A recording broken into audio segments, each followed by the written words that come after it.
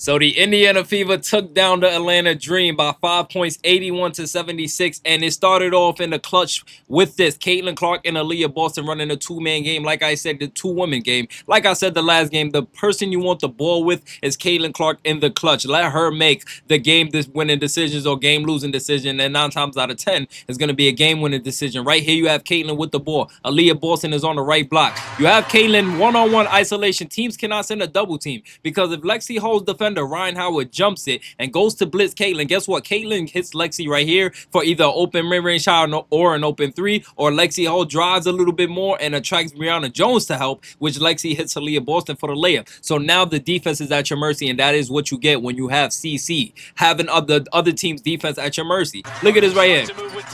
Right here attacking. Now Brianna Jones steps up. Exactly what I said would have happened if Lexi Hall's defender would have stepped up and, you know, etc., etc. Aaliyah Boston cannot get fronted because Brianna Jones helps. Caitlin Clark throws the amazing pass to Aaliyah Boston and goes up for a beautiful layup. Bow, bow, bow. And that's exactly what you want. Look, like literally one more time. Because this is like, I don't know how many times I had to emphasize this yesterday. 2 days ago. Like, look at her. They have arguably the best two-woman game in the WNBA. So, with that being said, I want the ball in Caitlin Clark's head in the clutch. I don't want her running off ball. Like, you can run her off ball a couple times, but majority of the time, I want Caitlin Clark on ball making the decisions just because of how great she can pass the ball. Now, Stephen Curry is an amazing scorer. He's probably an even better scorer than Caitlin, right? But Stephen Curry's not as great of a passer as Caitlin is, which is why I want Caitlin taking the ball. Curry can play off ball because Curry is more of a threat off the ball. You know what I'm saying? Hopefully with time, Caitlin Clark can add that to the game. But anyway, let's move on, okay? Sophie Cunningham with not only a game-winning stop, but she got the game-winning rebound. Make some noise for Sophie. Spicy Sophie. My goodness, like she got the game-winning rebound, and it was tipped out of the offensive rebounder's hand, by the way. She tipped it out her hand because y'all know my thing is rebound, secure possessions. It don't matter how good your defense is. If you do not secure the rebound, you did everything for nothing, okay? This is why I say Sophie Cunningham is a part of the blue-collar girl club. Now, listen, the Fever are a momentum team and a rhythm team. Like I said in the last reaction, you can't expect more from a young core with 2 recent rookies and Aaliyah Boston and Caitlin Clark leading the way. That is where experience kicks in. That is where experience is needed, and is why Natasha Howard, who we'll get into real soon, had an amazing game. That's why Lexi and Sophie had a great game, because experience pays off more than anything. While the core was off, Kelsey, Aaliyah Boston, and Caitlin Clark had a little off game. For context, the big three combined 75 points last game.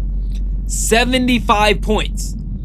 Like, and we're going to see how much they combined for this game. But last game, the role players did not step up. In this game, you got the total opposite. The role players stepped up and the stars didn't. But listen, you know it's going to happen. It happens with all the goals all the time. Caitlin Clark had an off game along with Kelsey and Aaliyah. Correlation took to X and say, first time Caitlin hasn't made a 3 in an official game since her sophomore year in college.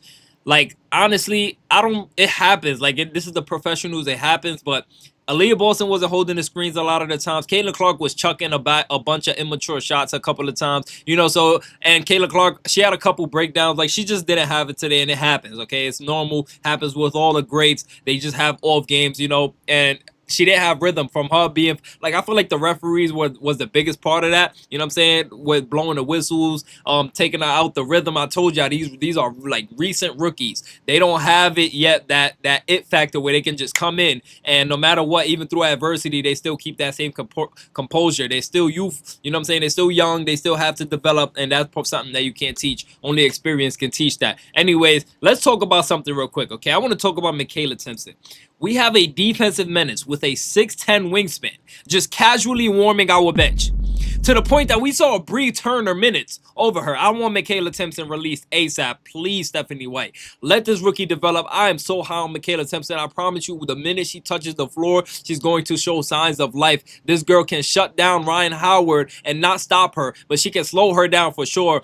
To the point where in the fourth quarter she's gassed out. Like, you don't want to just put Michaela Timpson in against your second units, but you don't want to sit her on a bench for that. But anyways, that's for another day. That's for another time. We won tonight. I'm definitely going to come revisit this should we lose in the future, especially because of defensive breakdowns. But let's move on, okay? Shout out to Correlation for this as well. We got Kelsey Mitchell's clutch 3 right here. Look, Kelsey steps back on Gray, overdose. Kelsey Mitchell.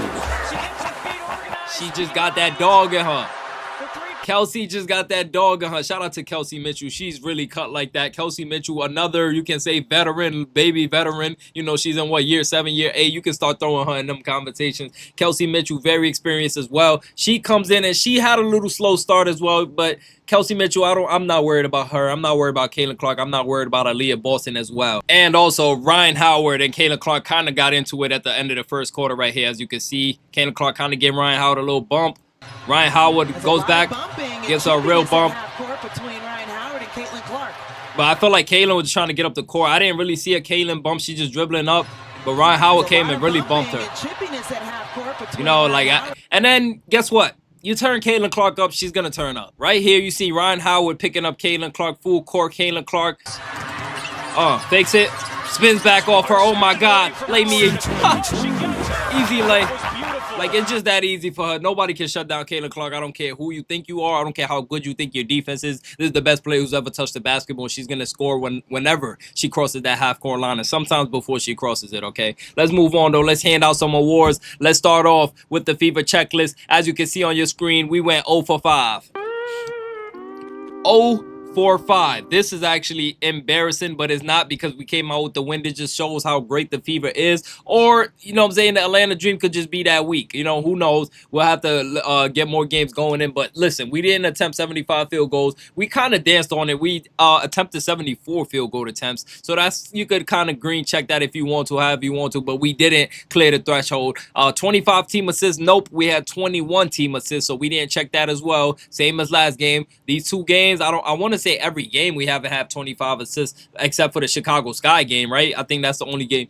If not, I gotta. Oh yeah, the Chicago Sky. We're 0 for 3. We haven't checked 25 team assists yet, which is crazy considering that we got 2 wins. We're positive, and if anything hurts, remember last year we started off 1 for 8 and we finished 20 and 20. So I'm not worried about the FIBA at all, even if they had dropped this game. You know, I know we're gonna get it together. Stephanie White did a better job today as well. We're gonna get into Natasha Howard real soon. I know y'all already commenting about her. But listen, under 13 team turnovers, we failed that as well. We had 13 on the dot. So we went 0 for 3 so far. As you can see, we went 0 for 5, but I'm just going along it. 15 fast break points. No, the FIBA only had 9 fast break points. And then the big 3 combining for 60 points. Nope, the big 3 didn't. So we literally went 0 for 5, okay? Now, there were 2 things that kept us in this game and kept Atlanta Dream in this game. The one thing that kept Atlanta Dream in this game was the 3-point line. Atlanta Dream attempted 29 3-point attempts. We attempted 23. Atlanta Dream made 3 more than us. They made 10 and we made 7. So we can't really let teams out attempt us, especially by that much. You know what I'm saying? 5 or more. And then we only putting up 23 3-point attempts when we're running 5-out offense. That's not really good math. You want to be on the opposite end of that for sure. But you know what I'm saying? And then the FIBA dominated the Atlanta Dream in the paint. 26 points differential in the paint. 46 points by Indiana, 20 points by the Atlanta Dream. So that's where we really won the game at. And we still walked away with a 5-point win despite everything that went on. Now let's hand out another award right now. We got Natasha Howard as the MVP. Look at how fast the Indiana tables turn, Natasha. Listen, 26 points, 7 rebounds, 2 assists. I can't even, like, this graphic looks fake if you ask me. Natasha Howard with 26 points actually is insane. Like, you could have told me anything. I would have never believed that Natasha Howard would have had 26 points tonight. Something or someone really pissed off, but I want to talk about the third quarter. Lexi Hull had 4 assists to Natasha Howard. 4 assists to Natasha Howard, okay? Like, that was actually insane. We gonna pull it all up. Y'all know I'm gonna break the film down as well. But that was insane. Lexi Hull spoon-fed Natasha Howard, had her rolling in the third quarter. I don't even think Natasha was in double digits coming into the second half. And the finish with 26 points is actually insane. Natasha Howard was all over the place. She was not second-guessing nothing. In the fourth quarter, Natasha Howard had let me pull it up right here. She had 5 points in the fourth quarter. In the third quarter, Natasha Howard had is loading right now. She had 13 points in the third quarter. led by Lexi Hall, of course. Shout out to Lexi Hall, another blue-collar girl on our team. Lexi Hall doing an amazing job finding Natasha Howard, driving and kicking, driving and spoon-feeding her on the opposite end of the block. She was doing it all. Let's look at the whole game. Natasha Howard had one three-pointer made off of 2 attempts. Lexi Hall shot 100% from the three-point line. Her and Sophie Cunningham did an amazing job, the blue-collar girls. And that, with that being said, we bring them up right here, the fever factor. Yeah, yes indeed. The twins, Sophie Cunningham and Lexi Hall, did an amazing job. Let's look at how many points combined and rebounds and assists combined they had. The twins combined for 19 points. 7 assists, 6 rebounds, all by Sophie, of course. Listen, this is the blue-collar twins. I don't know what more I need. I need Michaela Timpson to be released. I have to see her develop. I have to see what she's capable of. She's shown a lot of, you know what I'm saying? She's shown too much signs of life to just have her rotting on the bench. Like, she's not. We can't do that to her, you know what I'm saying? We have to develop her. She has a lot of potential, a high ceiling, and you don't want to kill her confidence. Like, we need Michaela Timpson. It's not like we just throwing her out there for a pity spot. No, we actually can utilize Michaela Timpson to use her length to stop passes. Like, it's a bunch of things. Like, Brittany Griner's tall. You want Michaela Timpson coming off the weak side, especially when Aaliyah's on the bench or Flash on the bench. Like, you know, it's ways you could use her. But listen, man, Fever won. That's all that matters. Y'all know y'all getting a breakdown video real soon. I'm gonna see y'all in the next one. Smash the like button, smash the sub button. Y'all are going absolutely insane. Y'all are going nuts. We are 8 subs away from 22.4K subs. I'm gonna see y'all in the next one. 8 of y'all right now, just hit the subscribe button. I love y'all, and I'm gonna see y'all in the next one. In the meantime, Fever.